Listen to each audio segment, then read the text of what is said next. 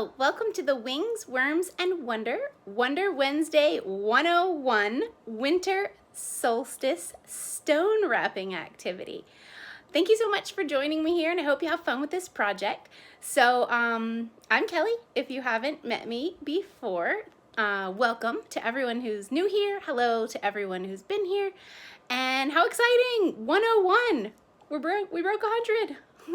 101 months of Wonder Wednesday, and what a great month to have that fall on, all that alliteration, with it being winter solstice. So let's get to it. Okay, so we have our supplies: scissors, yarn, yarn needle. There's also this style if you have a really chunky yarn, but I'm gonna be using this one, it's more stiff. And lots of rocks to choose from. So just for getting started, some tips that I learned, the smaller the yarn, the more tangled it gets. And the smaller the whole operation, the more fiddly it is. So that's fine, and it was not a problem, but if you're doing this with younger children, that's definitely something to keep in mind. So to begin, we've got about an adult double arm's length of yarn here, and you can go longer, but I'm just going to use this length for the example. So thread your needle,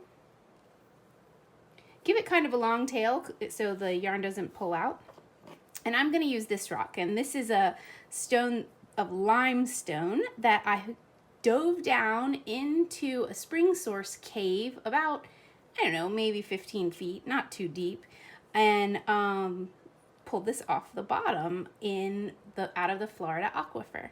So that is exciting, and it has a nice memory, and so this will be pretty.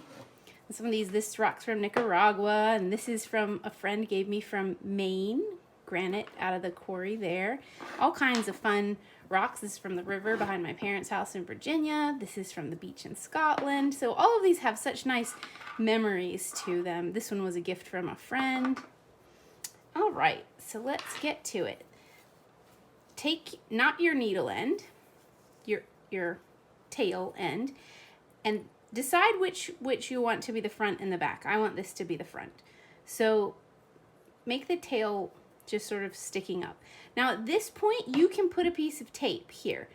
The tape will keep the tail from getting tangled. It is not strong enough to keep it from pulling out. So you always do need to keep a firm grip right there. And this first part is the most fiddly, but again, it's not a big deal. It's not hard. So take it and wrap the string around, and then grab it with your thumb. So you're making sort of like a little loop right here, like a little switchback. So then switch back, wrap all the way around. So now you've sort of got a hook and loop, and you're going to take your needle, go through that loop, pull. At the beginning, it's a little more easy to get tangled because your yarn is so long. So try not to let it get tangled, and then pull it another switchback. You're basically wrap, and now you're going to stick your needle through the loop on the opposite direction you're going. Wrap, stick your needle under, pull it through, and switch back. Wrap. Now we're going to go under this one that we just made.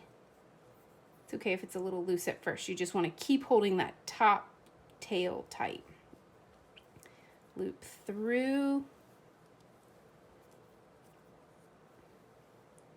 and switch back. You might need to push your threads up. So wrap, and make sure your needle doesn't go through the actual yarn thread. So you might have to pull it or let it get a little loose for a second to get it. Loop it through. Make sure it stays where it's supposed to. And switch back. And continue with this pattern. You know, I wish I was born in a Norwegian town where it would be just second nature making electronic sounds, and I would form a super group with you and my computer and some lips, and we would write about the northern lights and all of our amazing bikes. And moving through the center of the town, there is a track that's on the ground designed to pull the bicycles around. With one foot on the track and the other foot resting on your bike, the moving components pulls you along its side. And it's not just a story about a place where we belong. There really is a bike lift and the very best electronic songs.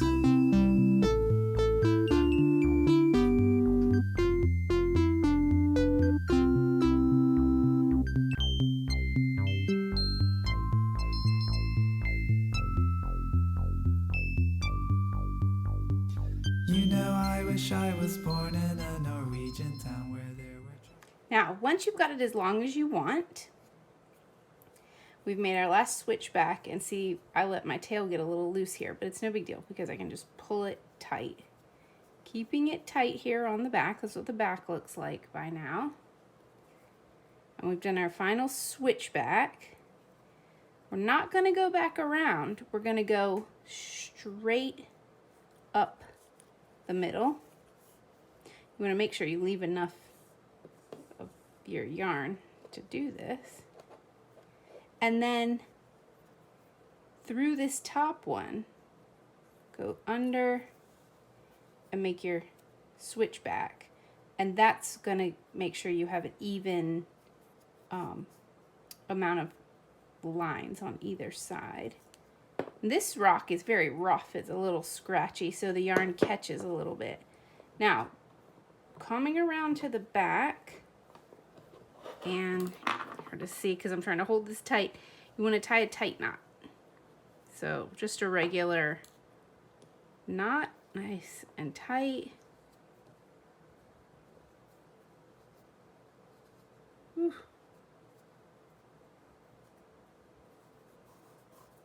It's okay if that comes out of your needle at this point. We'll put it back through. Okay. Now, push them down. That's looking cool. We're not done yet, though. We're going to finish it off. We need to tuck our tails in. If you knit, this is very similar to knitting. So sort of over, under with your needle. Thread the tail in. And then pull, came undone. Maybe leave a little longer tail if your yarn is a little ravelly like this one. These are natural, this is a natural wool.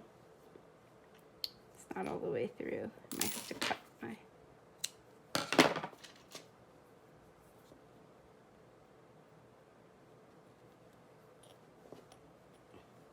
Well, it came out. Well, over, under, sorry for this. You can tell this is real. And you can see why I said in the instructions, the written instructions, that it's requires fine motor skills. So this is an activity for older children and adults. Okay, and then same. This one you don't need to weave it through first because it's long enough. It's just if your tail is short, weave through first. Over, under,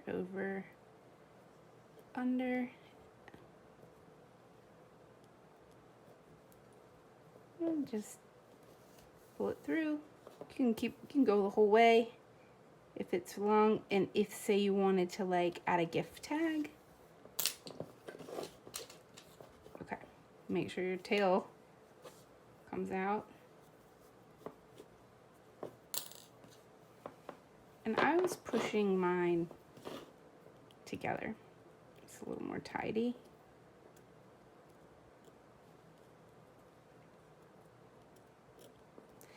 And then on this side, now that you're all wrapped and tied and tight, you can arrange your strings. If you want to push them together, maybe you want to pull them apart and give space between, make sure none of them are tangled. This rock isn't very smooth, so they kind of hold in place. You can sort of push your little knots. These rocks are more smooth, so I could sort of adjust very easily how they look. Whereas this one was more rough, so it kind of sticks. Oh, my knot came undone on that one. So you could tie a little gift tag here with a little note, or, you know, the little note like, have a great day, and leave this in the park for someone, or leave it on your best friend's doorstep and say, thinking of you. Anything, or just cut it off. And you could just have it out for decoration or whatever you like. So this is pretty fun, pretty cool. You can see key is keeping it pulled tight, holding that top string. And other than that, you could even thread beads on here. I mean, there's a lot of possibilities if you want to get really clever and creative and have this for a really fun winter solstice celebration craft. You can do it by candlelight, or might be hard on the eyes, but could be fun, or do it out, leave them outside and bring little pops of color to the first snowfall or the darkest night of the year. So I hope y'all enjoy this one, and check the blog for the written details, and I hope you have a fantastic winter solstice. Bye. Pull me and my bicycle around. If we were born in Tromsø in the Paris of the North, we could ride under the midnight sun while we converse in Norse, and we could sample the sound of the polar bears as they take steps into the snow and play it back alongside a melody I wrote. And you could sing some words about the future and technology that tell a tragic story to them.